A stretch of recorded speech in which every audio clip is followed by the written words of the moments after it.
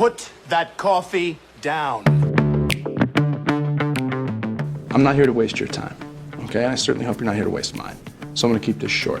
Helen, we're both in sales. Let me tell you why I suck as a salesman. The most valuable commodity I know of is information. Wouldn't you agree? Coffee's for closers only. Well, hello there, friend. Welcome back to the Behind Your Back podcast with me, Bradley Hartman, founder and CEO of the Behind Your Back sales company. This podcast will talk about leadership, personal productivity, time management, and the craft of selling in this construction industry. This episode is brought to you today by Boise Cascade Engineered Wood Products. They help you move faster and build stronger, making it easier to get more done.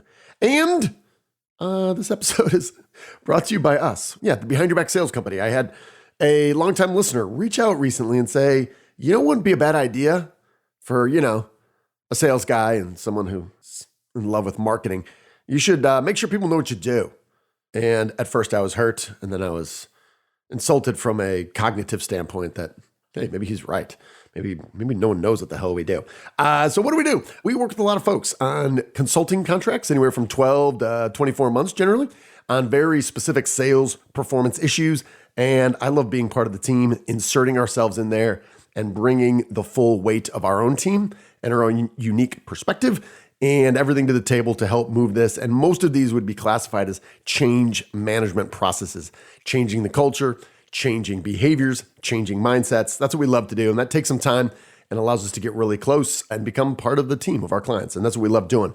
We also help sales reps on a monthly and sometimes weekly basis, helping them manage their pipeline, set goals, work through specific deals to land new customers, and make a lot more money. We love doing, and most of this is done by Zoom, working with VPs of sales, and in some cases on smaller teams, directly with the CEOs to help them from a strategic standpoint lead and guide and hold their salespeople accountable. And we have a much more information will come on this in the future, but we have a burgeoning analytics department. We have someone who's got a deep domain expertise in economics as well as coding. He's a coding nerd. So we take a vast amount of data, we synthesize it, we visualize it, we can do predictive analytics. And right now we have a really fun project we're working on over $30 million worth of special orders. Are the margins where they need to be? What can be automated? What's the process? And last but not least, I love speaking. I love creating energy and sharing insights and having fun with people in a live environment, and thrilled that we are back doing that. So I also do keynotes and workshops. So we are booking out into April of 2022 at this point. Very close to confirming one in May. So we're excited to get back, and we have been over the last 90 days or so, getting back face-to-face, doing live events again. So that's been a blessing. So this is what we do. It's what we love to do. And at the end of the day, we love collaborating and working together. So enough about us. Who is our guest today? Our guest today is Mr. Mike McDole. And Mike McDole in the Northeast is a legend. He's been around for a long time. He's been a sales thought leader. He's a very bright guy. And he's one of these talented individuals that has been in the business doing sales, thinking about sales, and practicing it for going on 4 decades. So Mike McDole began his career in 1981 at 84 Lumber in Rhode Island. A couple of years later, he landed at JT's Lumber in Rhode Island, where he spent nearly 2 decades before transitioning into National Lumber family of companies based in Mansfield, Mass. All right, he was there for 2 decades. He began as a sales manager. They had 3 locations. They were doing $92 million. And fast forward 2 decades, they expanded to 10 lumber yards. They opened 2 truss plants and 1 wall panel plant. They expanded into turnkey framing. When he left at the end of last year, they had 10 locations and revenues of $377 million. And Mike was a driving force behind that. So I was thrilled to have him on the show and ask him some of the more vexing issues that we are dealing with right now. We had a really good conversation about account reviews and when and how to remove underperforming accounts from individual salespeople and make them house accounts. Yeah, that's right. Kind of a dicey conversation there. And this is really around our larger conversation of accountability. We also talk about Herm's Law. And when it comes to salespeople, How do you treat everyone fair, but you don't treat everyone the same? And there's a difference if you have a star performer who's bringing in $20 million a year. You've got a guy who's doing well, but he's bringing in 3.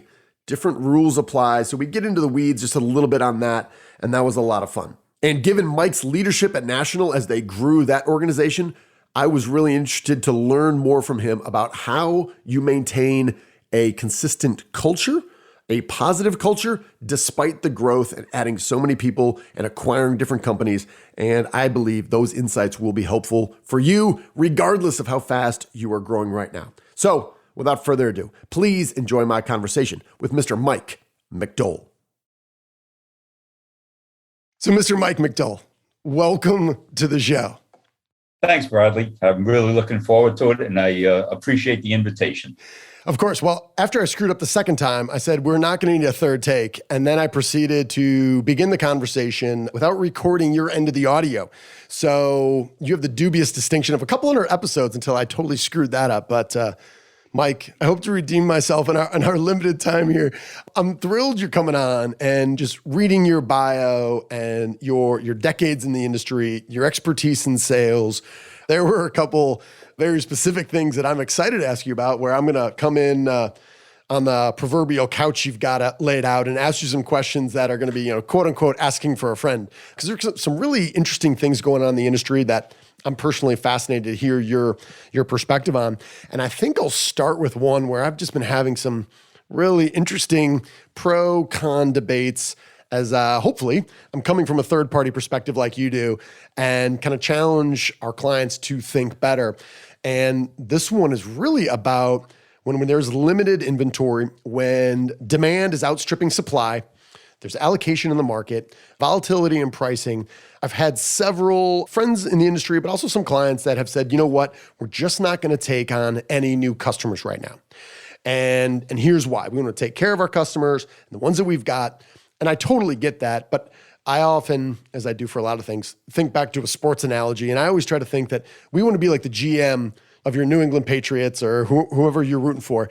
And we're never satisfied with our roster. We always want to try to be upgrading, and the slow pay, the high cost to serve customers, can we get rid of them during these times and bring on new, better customers? But it's a very interesting topic. So would just love to get your perspective on that. When someone says, you know what, inventory's tight, we're not taking any new customers, how might you help them to think about maybe both sides of that coin to help them make a better decision? Yeah, I don't, and it certainly is a timely topic, that's for sure. And I don't think there is a black and white answer, to that question. I like you, I totally understand the thought process. I mean, I retired from National Lumber only 4 months ago, but we had that discussion prior to my leaving, and especially on the products that are on allocation, if nothing else. Right. And to me, it doesn't make sense to just have a black and white, no new customers, period. Mm-hmm. On the other hand, it doesn't make sense to me to say, let's have any customer that wants to do business with us during these times come in too, because what's gonna happen there, in my opinion, is you're gonna tick off existing customers if you're not able to supply them. Right. And they find out, which they will through the outside salesman, that the reason you can't supply them, or at least the perception, is because you're bringing on new customers. Mm-hmm. And what about me? I've been with you for 10 years, 12 years, 15 years, whatever the case may be. So it is, not black and white. However, I do agree with, I think what you were alluding to is that this is a good time to really analyze your customer base. And all of us in management should be doing this on a constant basis. But I know that many dealers are leery of that. Let's say trying to unload a top 10 volume customer, although they could be the second biggest cost to their company, So, but this is the time because you have the ability to replace that volume. Right. Where in downtimes, of course, you don't. So I think you take a look at the customers who are costing you, and I don't want to necessarily say more than they're bringing in, mm-hmm. but there are customers that are pretty damn close. Yeah. They have tons of deliveries. You analyze and you take a look at the average dollars per per delivery is super low. The demands from their PMs, I need this delivery this afternoon, and they're always asking for that. They pay later than they should, and if you allow discounts, they'll take it and say, well, I'm your third biggest customer, or what have you. What are you going to do? And so you factor all that in, and you say, what is the true cost of selling this customer? And cost margin and things like that.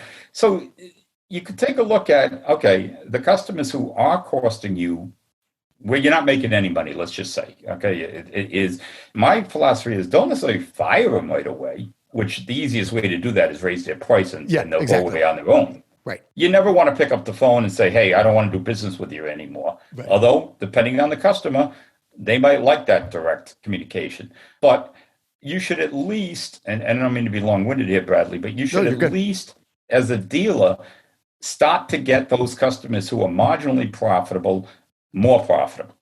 And that is what exactly is causing that customer to be marginally profitable. Is it the price? Is it margin? Is it too many deliveries? Is it too many returns? Is it not paying on time? And address them. And if the customer can turn it around or is willing to turn it around, great. You both win. If they're not, because they're that arrogant or what have you, and they're out there, then you say, this isn't working for us. Yeah. And now you can go, and maybe you have to replace that volume with 3 or 4 other customers. But they're out there. If you have the inventory and your competitors do not, you do have the ability, to grab those customers. The other thing too, of course, is if you get a customer from a competitor because you have inventory and they don't, you have to work really hard to keep those customers. Right. You don't want them running right back to XYZ once their inventory situation is resolved. And that is challenging in itself for the new lumberyard. So you want to bend over backwards and show that customer what he or she's been missing all these years. Yeah. No, I think that's well said. And we've had conversations about, when you were at National, working with some of the national builders, and, I cut my teeth working at Pulte for over a decade. And I've had a lot of people come and be like, oh, working with guys like you, it was the worst, it's terrible. And we really struggle with these customers. And I'll say, well, what about now? Let's continue to raise prices until they leave and they create opening. And had a lot of executives who just really struggle and say, it feels too risky. And my comment was, hey, there's always risk there. However, if you're not willing to do it now, what exactly would the environment have to be where you would take one of your top customers that you guys generally 364 days out of the year complain about and actually make a big move on? If you were talking to an executive who was thinking about this, how might you help them summon the courage to do that when, seemingly just for any market across the country, every builder in town's knocking on every door trying to, establish new relationships? Yeah, and I think that in New England, we really don't have too many national builders. Right. We do have Pulte and Toll Brothers, and that's about it, mainly because of the cost of land acquisition, which I'm sure you're familiar with. Yep. But even in areas that do not have a lot of national builders, like the Northeast, you still have the big builders for your territory, for your geography. And a lot of dealers look at those and just, for whatever reason, they think that they're going to be demanding, they're going to take over your company, they're going to change the way you do business, and you just don't want to disrupt the status quo. And I know there's some out there that would try to do that, but the majority of them do not. They want, even the Pultes, at least here in the Northeast, they understand the partnership. Now, do they have more clout because of their buying power? Of course. But, and I've said this to people across the country, we made money on them. Now, we didn't make a ton as a percentage of their top line sales, but it was in the black. And it was a good relationship. So whether it's a Pulte Homes or just a regional big builder, I guess I would say is you're afraid of the unknown. Okay, you're afraid of the dark. You're afraid of the whatever. Well, how do you get over those fears? You have to face them and challenge them. So go after that customer and really determine, as opposed to what you're hearing from the vendors or the third parties, find out for yourself, what is it like dealing with Mr. Big? And I think some people just don't have, and you kind of mentioned it, Bradley, some dealers just don't have the courage to give it a shot. Yeah. And I think it's like any business decision, there's risk involved, of course. Yeah, no, I think you said it well, is where if you're good operators and you set the expectations correctly and you have a good relationship, our line at Pulte was, especially in purchasing, was always, hey, we want you to make money. We want to be a consistent, steady payer every 2 weeks to really help with cash flow. We want you to make money. We just don't want you to make a whole hell of a lot.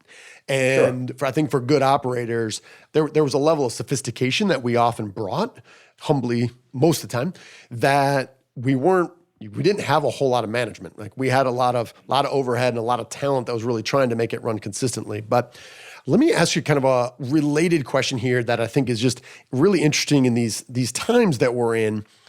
For a long time, we would be working with clients, and one of the complaints we'd hear from sales managers, we would hear from owners, is that salespeople would almost have this annuity mindset, which is, over the years, I've collected these larger accounts. They're loyal. They're buying consistently through us. I'm busy. I'm making somewhere, you pick a market, between 100 grand and 350. Things are pretty good. I'm not really motivated to help you grow. I don't really want to have any tough conversations about either selling more to existing customers or bringing in prospects.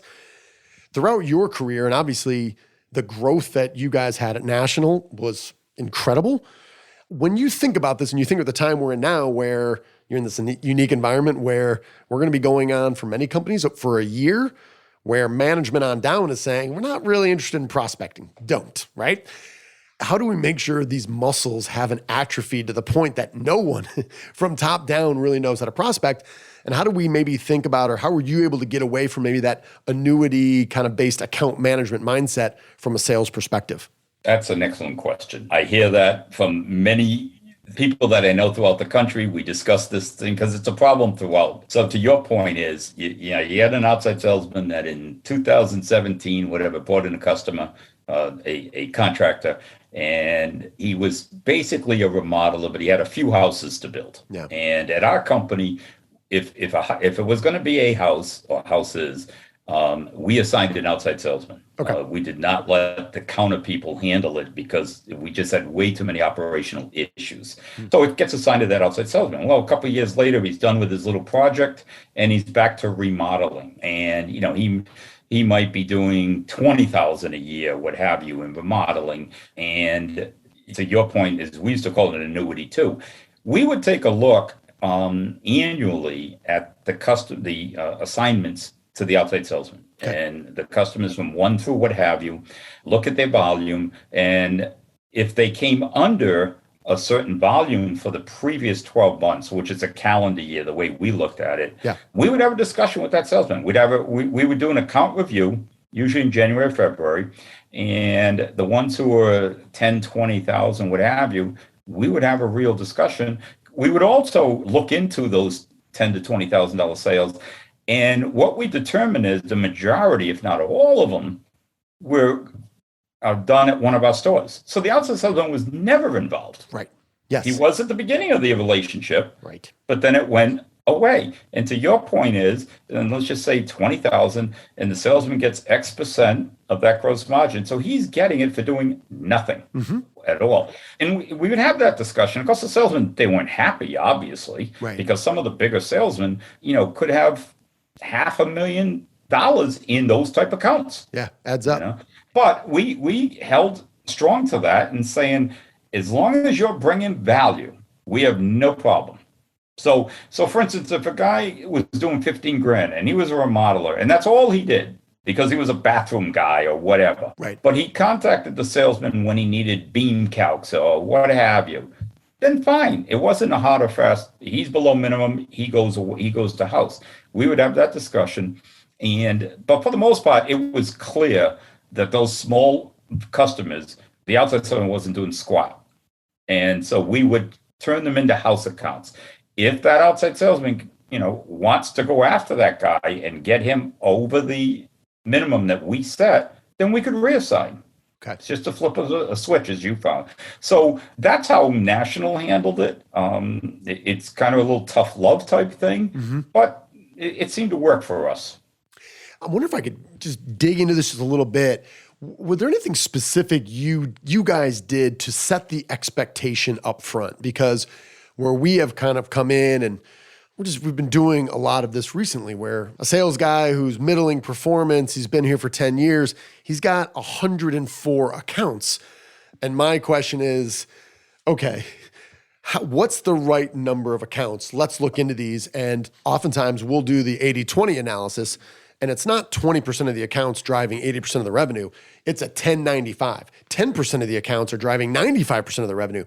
And we'll have this conversation about, are they bringing value? Are they earning any of that? Or does it just happen to be under their name and they're just collecting a check on it? And what we find is, well, having this discussion now, how do we do this now? There's never been a precedence. And I'll say, well, hey, sooner or later, you got to set the expectation. So just curious, how did you guys do that up front to where not only is it tough, but you also have the love part and your salespeople understand it and they accept it? And good question. It's like anything. You got to start somewhere. Right.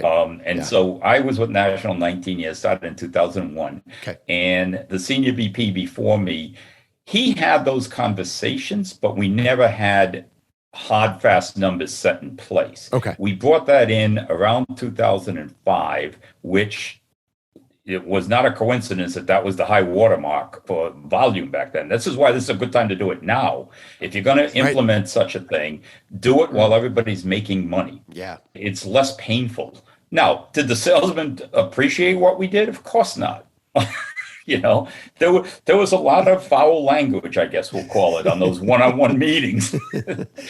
But we didn't back down. It wasn't a matter, and salesmen saying, you're taking money out of my pocket, Yeah. And we just stuck to our guns and said, look, if you were earning that money, we'd be happy to pay it. Mm-hmm. But we're not just going to pay it because you did a project with them 3 years ago. That doesn't make any sense. And he comes into our lumber yard and picks some stuff up.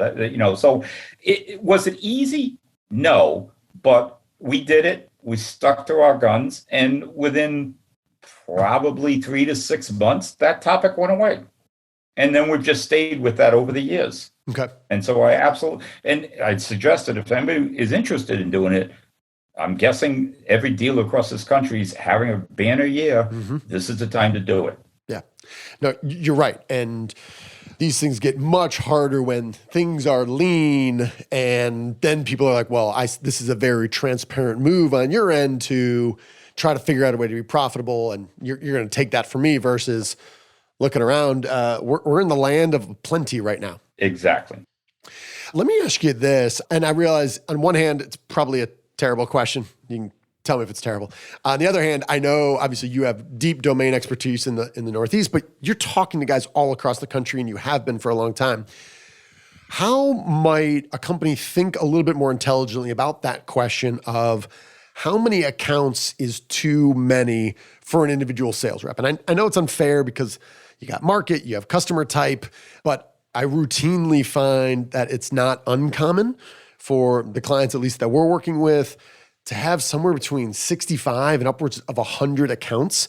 That has me, when I'm running the numbers and I'm talking to individual sales reps about these, my gut instinct is it's just too many to deliver unique value to consistently, but it's just one opinion. And I'd love to hear your thoughts. Geez, Bradley, what a lousy question. No, I'm kidding. I'm I'm joking. Actually, it's a good question. Yeah, I spent my career in the Northeast, but I've been lucky enough to know dealers throughout the U.S. and Canada. Right. And so we have these type of discussions a lot of times at breakout sessions, sometimes over drinks at cocktail hour. Like everything else, there's no one answer. But my personal... You got more than 50 accounts. I don't see how anybody could be servicing all those accounts. Yeah. So I would say for the person who has 104 accounts or whatever is, he may have 104 relationships or acquaintances, I should say. Yeah. He's not servicing 104 accounts. There's no way. So you take a look, and I would say that sales manager or general manager should be doing account reviews We did it annually. We used to do it semi-annual. That was too often. We did it, and we would go from customer number 1 to customer number 104. If that took 3 hours to sit with that salesman, so be it. What comes out of that that's interesting is you get to let's say customer 55 through 100, whatever. You're going to find that salesman doesn't really know what's going on with that customer. Exactly. And you can grasp that through conversation. And at that point, that's when you can say, well, hold it now. There's just no way that you can service all these accounts. And you try to have a conversation and saying, if you're chasing number 70, let's say, or I shouldn't say chasing, let me rephrase that. If number 70 calls you and you need to work on something with him, is that taking time away from growing customer number 20, number 15, number 10? Although those customers in the top 20 or 30 are good volume and what have you, you can't tell me that you're getting 100% of that person's business. Correct. And let me rephrase. I'm sure there are some accounts, but the majority Agreed. will do business with 2 or 3 dealers, mainly because of logistics and geography. Okay, they may go like what we found is if it was deliveries, came out of national, regardless of where they were working. And if they were working close to a national lumberyard, then they would go there and pick up. But if they were working closer to XYZ lumberyard, they're going to go there and pick up. So I would rather have my salesman work on those customers and say, how can we prevent their need to be running to the local lumberyard? How can we supply it?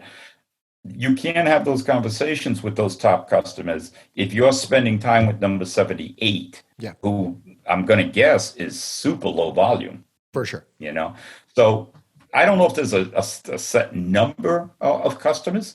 I can tell you that one of the things that we have learned over the years is, and we're lucky enough, we had salesmen as high as almost $16 million in Boston. And we have 6 salesmen doing over 10 million. This is before the increase. This is pre-COVID. Yeah. And that's a ton of volume when you're talking non-national builders. Right. When you're talking $500,000 to $700,000 volume guy and you have 10 or 12 of them. Yeah. But the question isn't, at least we never figured out whether it's the number of customers or the volume of the customers. What we have determined, and it's more anecdotal than anything else, and that is, if you were doing $10 million and you had 10 $1 million customers, that's a whole lot easier than $100,000 customers. Yes. Okay. Yeah. So because the high volume guys, yes, they're kind of needy and so on, but you know how they work, you know how they operate their office, their site guys, what have you. There might be a lot of them, but they're all on the same page, usually if they're working for the same company. Yeah. Where if you split that volume in half by customer, which means you got to double your customers to get to that volume, you are now stretched too thin. So I don't have the set answer of how many customers is too many. If somebody can figure that out, I'd love to know it. Yeah. Well, no, I think you hit on a couple things that are really important is that, what is that balance between number of customers, the volume of customers, and needless to be said, the potential within those. And we're always kind of trying to run the analytics on different salespeople and what their own potential is. And we find the most common result is they have a number one customers that's driving about 20% of their revenue. Then they have like numbers 2 through 5 or so is driving another 20%. And then you have like another group of like 8 or 9 that's driving that third 20%. And to your point, if all we're doing is just picking up the phone when somebody rings and we're treating everyone as equal, well, your 68th best customer is probably taking the place of someone in your top, 13 or 14. And now it's a trade-off game and you're treating your attention as the same for everybody. So yeah, thank you. It gave me a lot to kind of think about there. I do want to ask you, we have a mutual friend, shall we say, and he gave me a question that I really thought about. I got lucky a couple of years ago at a USLBM event. I got to spend some time one-on-one with Coach Herm Edwards, and I've been forever rambling on about 29 different episodes here in the show about what I call the Herm's Law, which is treat everyone fair, but don't treat them all the same. The question this gentleman encouraged me to ask you was, can you share your philosophy of treating different sales reps differently? Say a 20-year veteran bringing in revenues of, say, 16 million versus a 20-something rep with 5 years of experience bringing 4.5 million. How do you think about that? Because number one, managing salespeople in and of itself is a tricky situation, yet alone kind of having a sliding scale of how we treat them, what you allow them to do. How do you think about that? And we'll just kind of hear your love. Take that any way you want. Well, I guess I should start off by saying I'm going to call that mutual acquaintance and tell him if he wants the answer, he should hire me. Fair enough. But no, The value of the podcast here, Mike. Yeah, all joking aside. So it's a legitimate question, and he and I have chatted about that over the years. And again, me and other people have chatted about this. First of all, you described Herm Edwards. His philosophy is mine also, and I think any good manager has that philosophy. You cannot treat everybody equal per se, okay? Because everybody has their own personality, their own quirks, their own idiosyncrasies, what have you. But you got to treat everybody fairly. I do agree with that. Yeah. So you take a $15 million salesman, and let's use my experience. So in the greater Boston area, and you have a $3.5 million salesman, hypothetically. The $3.5 million salesman is still profitable for the company, right? But the 15 million, he's flexing his muscles. His ego is bigger than all of national combined, and I get that. And that's one of the reasons why those guys on the high volume end are so successful. I mean, people look at salesmen and say, "Oh my God, he's egotistical," and what have you. Well, that drives a lot of people. If you can manage that ego, then you got something there. Maybe the reason the guy doing 3 million is only doing 3 million is because he doesn't have that kind of drive. And so to answer your question, I think are you going to treat the $15 million guy slightly different than the 3 million? Sure. Okay. You might push the line a little bit, but I do think it's negative if you push that line too far. Okay. If your other employees see that, I'll call him Mr. Big, gets everything he needs and wants, okay? And he doesn't follow the rules, and he doesn't get chastised or reprimanded or what have you, that negative impact is going to go far beyond the other outside sales. It will go throughout the organization. Right. So now you have, if you're doing that, you have a reputation within your own company of not being fair. What we tried to do is say, okay, everybody has rules. There's rules for what have you, okay? Deliveries, there's certain criteria, what have you. And we got to hold everybody to those specific rules or policies and procedures, if you would, because when those things are not followed, and things, let's face it, crap happens, so sometimes they're not followed. Sure. And you still got to kind of break the rules to take care of the customer. But when that happens, it costs the company money. There's no doubt about it, to take care of that issue. And the big guys, they're saying, well, I'm bringing in X volume and I can go to, X, Y, Z. I don't need this crap. And, and they don't really want to go. They just want their way, right, is what they want. And so the way I would explain it to them is we paid a bonus to every employee at National Lumber, non-commissioned. Because the commission people, obviously, they can set their own pay. Yep. And the bonuses were based as a percentage of their pay, but based on the profitability of the company. And I would explain to these large volume salesmen, an occasional screw up, we're all human, we all do it, myself included. But if it's constant and you have just constant disregard for policies and procedures because you're the big guy, then that is costing all those people behind you, those 700 and something employees, you're costing them money. And usually that brought the salesman back on track. Now, I will say it doesn't bring them back on track for the rest of their career. You got to do that 2-3 times a year. Right. Okay. Yes. The high volume salesman's track is not straight. Yeah. There's no doubt about that. So again, like a lot of the questions you're asking, there is no black and white answer. At least I don't have it. Yeah. But and as far, but you have to try to teach the volume salesman that just goes around thinking he's the king of the hill, so to speak, and try to just bring the ego a little more into check. Yep. Now, on the opposite end, the lower volume guy, if you're a good sales manager, you already know why he's only doing 3 million. Now, geography could come into play. So, for instance, National Lumber was in New Hampshire, Mass, Connecticut, Rhode Island. The Boston market is phenomenal.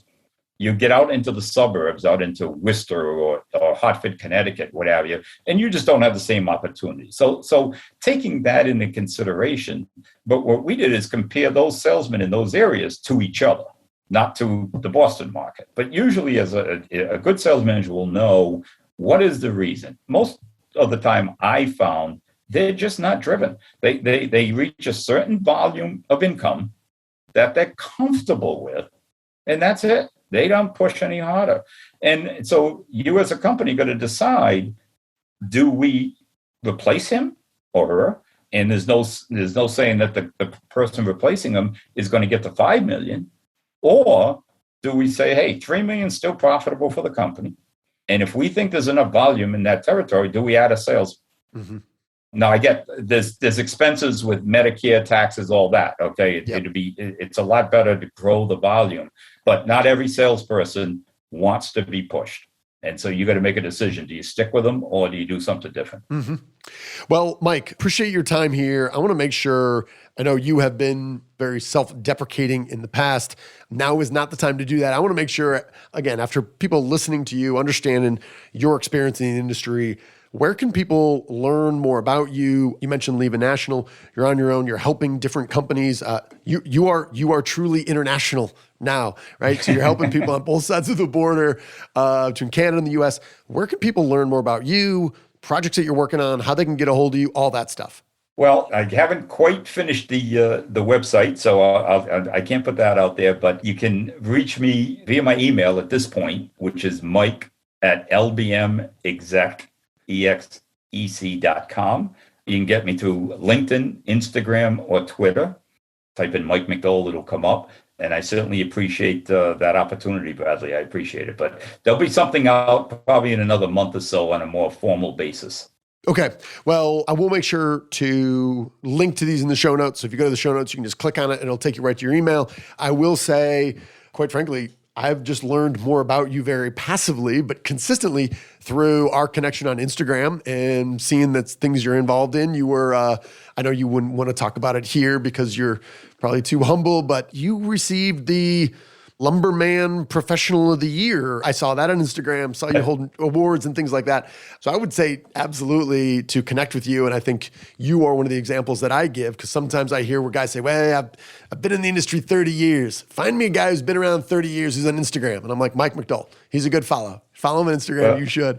So I appreciate that. And I will say, I kind of have a saying that if you have 30, or in my case, 40 something years in the industry, do you have 40 years experience, or do you have 1 year experience 40 times? The difference between myself and other people who are trying to do what I do is when I used to write for the Pro Sales Magazine and LBM Executive, my column was titled Firing Line, because I spend more time on the front line. I spend more time with the salesmen on the road and the customers, where sometimes the people who want to come in and give you advice on how to run your business, they're looking at it from the 40,000 foot level. I'm looking at it literally on the ground.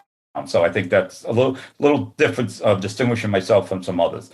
Present company accepted, included. Excused, of course. Thank you. No, totally understand what you're saying. And that's what I think is unique about when you just start looking, specifically about your time at National. Those were, at least my guess would be at least 3, maybe more, but very distinct phases of company, and the size they are, the challenges that you could handle. And for a lot of folks, unless they were, their names on the proverbial building out front, that type of leader wasn't really able to lead well in those different types of situations, let alone right through the Great Recession and come out of that and everything that you've been through. So again, that's why I was thrilled to have you on the show and be able to learn myself. So appreciate you and thanks for making time. Appreciate it. I had a great time. Thank you very much, Bradley. All right, then how did that go? I didn't oversell it, did I? I don't believe I did. I hope you enjoyed my conversation with Mike McDole nearly as much as I enjoyed having it with him. Our goal on this show is to make this the best podcast you listen to. I'd love to hear your thoughts ideas for future shows, potential guests, or sales fundamentals that you want to dig into, or any sort of vexing builder scenarios that you're struggling with that we can offer some insight on the show or off, whatever. We want to help in any way we can. Do not hesitate to email me directly at bradley@behindyourbacksales.com. Again, bradley@behindyourbacksales.com. You can link up with me on LinkedIn, and you can connect with me on Instagram at BehindYourBackCEO. If you did get value from this episode, please give us a 5-star review on Apple Podcasts. Those mean more to us than you know. As always, we are going to close out with our sales leadership mantra. You, my friend, you are owed nothing. Deliver value first.